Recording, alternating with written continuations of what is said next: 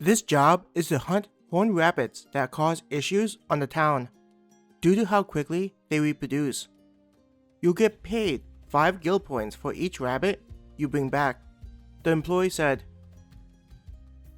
Raising a hand, Mizuki asked, "Instead of the entire body, couldn't we just bring back an ear?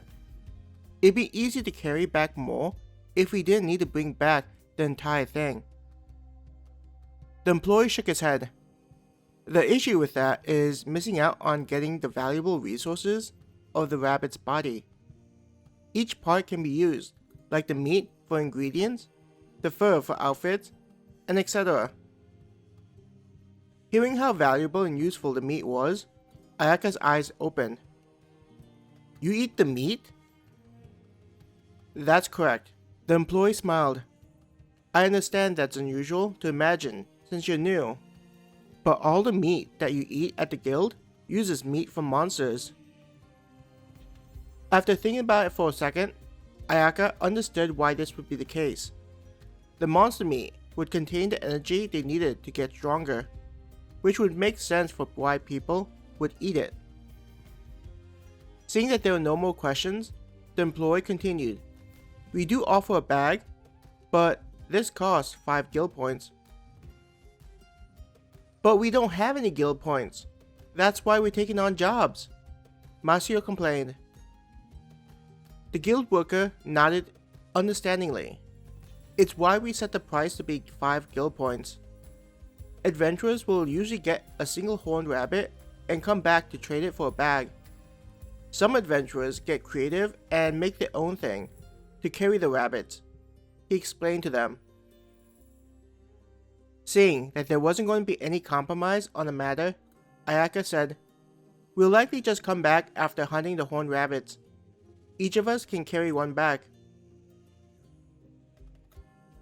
To help out adventurers, we also sell food that's the same cost as a horned rabbit. It's a stew that's made out of the same monster.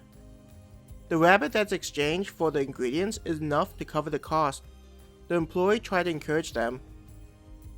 "If you carry 2, one in each hand, then you'll not only be able to get a bag, but also a filling meal." Hearing that they'd be able to get some food after hunting the rabbit, Ayaka could feel her mouth watering in anticipation.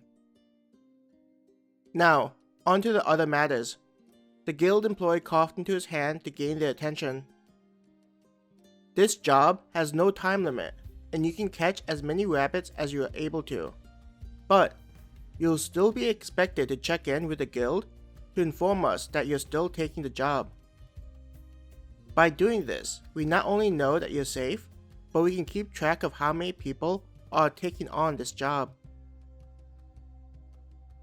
"What happens if not enough people are hunting the monsters?" Kawa asked. Not bothered by the questions being asked, the employee simply explained, "If that were to happen, then we'd adjust the reward for each horned rabbit. The price of the job has remained fairly stable. Only a few guild points in either direction are seen, depending on the demand." Ayaka didn't expect such an answer to their question.